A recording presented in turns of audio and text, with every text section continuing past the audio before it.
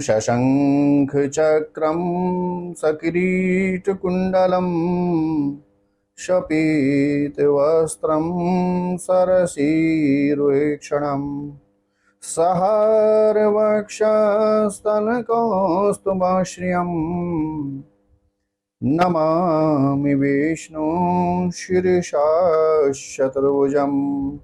जय नारायण की नमस्कार। जय माता दी। ज्येष्ठ मास की शुक्ल पक्ष की एकादशी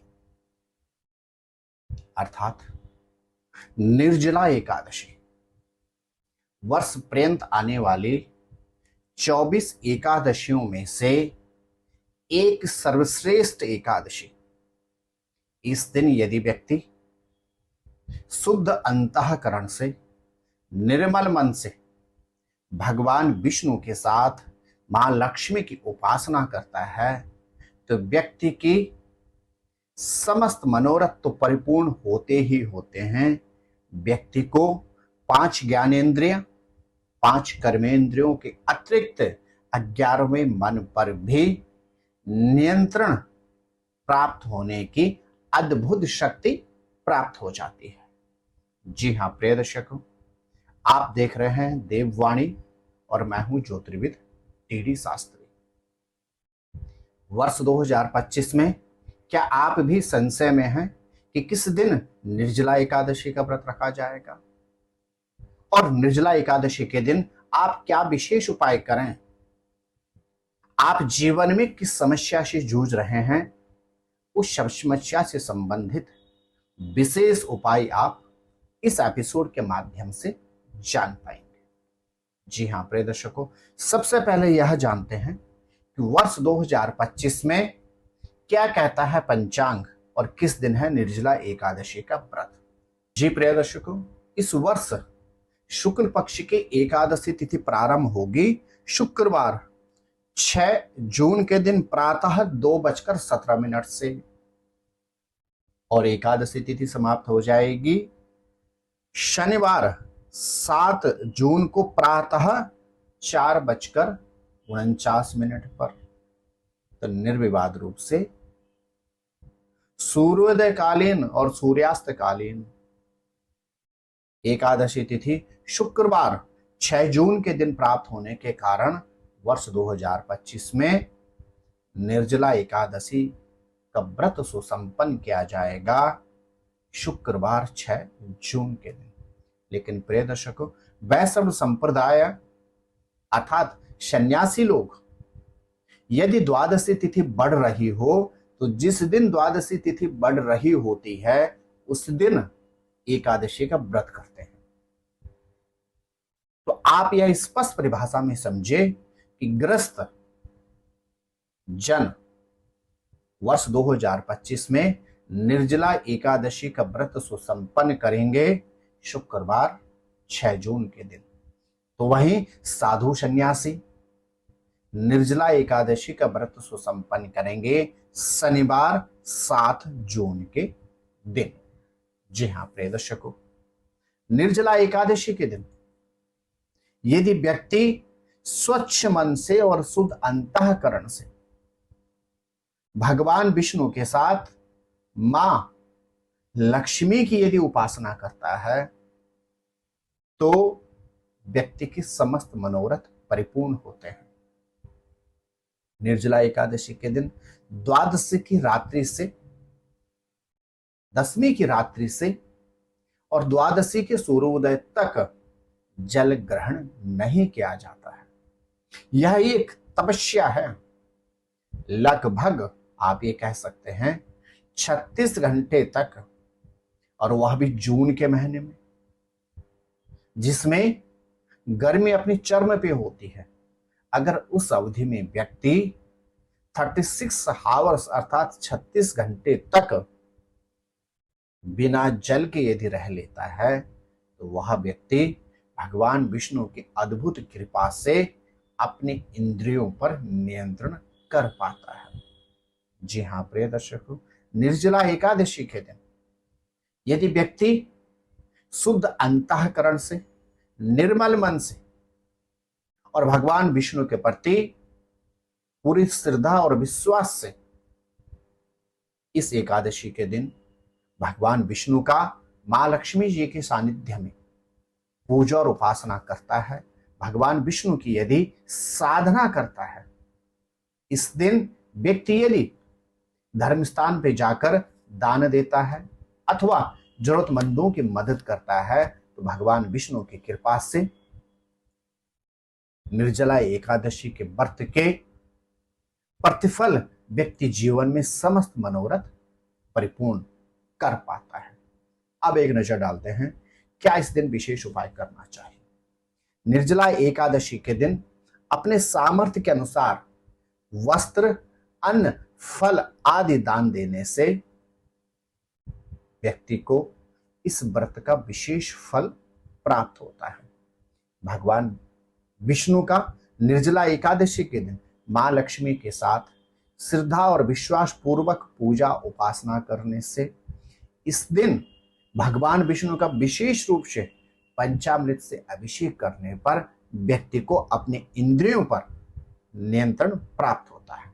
प्रिय दर्शकों, भगवान विष्णु के पूजन में तुलसी दल अवश्य अर्पण करना चाहिए। यदि भगवान विष्णु का पूजन किया गया हो और तुलसी दल अर्पण न किया गया हो तो वह पूजन सफल नहीं होता है। इसलिए आप निर्जला एकादशी के दिन प्रभु श्री हरि का पूजन अर्चन करते समय भगवान विष्णु को तुलसी दल अवश्य अर्पण करें। निर्जला एकादशी के दिन मुख्य द्वार के समीप यदि आप 4 दीपक प्रज्वलित करते हैं तो आपके घर के अंदर की नकारात्मकता समाप्त होती है और इस दिन रात्रिकालीन वेला में भगवान विष्णु मां लक्ष्मी के साथ आपके घर में प्रवेश करते हैं। जी हाँ प्रिय दर्शकों, यदि आप पितृदोष से परेशान हो तो निर्जला एकादशी के दिन सायंकालीन समय में आप पीपल के वृक्ष के नीचे 11 दीपक प्रज्वलित करें, 11 परिक्रमा पीपल की करें। भगवान विष्णु की कृपा से आपको निर्जला एकादशी के व्रत के महात्म्य के रूपांतर से ही पितृदोष से भी निवृत्ति प्राप्त हो जाएगी। यदि निर्जला एकादशी के दिन आप भगवान विष्णु और मां लक्ष्मी का पूजन अर्चन करने के बाद उनको पायस का भोग अर्पण करते हैं, अर्थात खीर का भोग अर्पण करते हैं, तो आपके समस्त मनोरथ परिपूर्ण हो जाते हैं। निर्जला एकादशी के दिन यदि आप भगवान विष्णु को पूजन अर्चन करने के बाद एकाक्षी नारियल अर्पण करते हैं और तदुपरांत इस एकाक्षी नारियल को लाल कपड़े में बांधकर अपने धन के स्थान में रख लेते हैं तो आपके मनोवांछित कार्य परिपूर्ण होते हैं, अर्थात आपके मन में जो अभिलाषा होती है वह अभिलाषा आपकी परिपूर्ण हो जाती है। यदि आप अविवाहित हैं और आप सुयोग्य जीवन साथी या जीवन संगनी की प्राप्ति करना चाहते हैं तो आपके पास अद्भुत शुभ समय होता है निर्जला एकादशी का। इस दिन आप निर्जल रहकर भगवान विष्णु और मां लक्ष्मी का पूजन करें और विशेष रूप से दक्षिणावर्ती शंख में केसर युक्त दूध मिलाकर यदि आप भगवान विष्णु का अभिषेक करते हैं तो आपको मनोवांछित जीवन साथी या जीवन संगनी की प्राप्ति होती है। जिन जातकों की पत्रिका में देवगुरु बृहस्पति प्रतिकूल हो अर्थात गुरु की स्थिति अनुकूल नहीं हो तो उनके लिए भी निर्जला एकादशी का दिन विशेष लाभप्रद होता है। आप यदि निर्जला एकादशी के दिन विशेष रूप से भगवान विष्णु का पूजा और अर्चन करते हैं और भगवान विष्णु को 7 हल्दी की गांठें अर्पण करने के बाद इन हल्दी की गांठों को अपने धन के स्थान में, अपने मंदिर में अथवा अपने कुल पुरोहित को यदि आप अर्पण कर देते हैं तो देवगुरु बृहस्पति आपकी पत्रिका में आपको अनुकूल प्रभाव देना प्रारंभ कर देते हैं।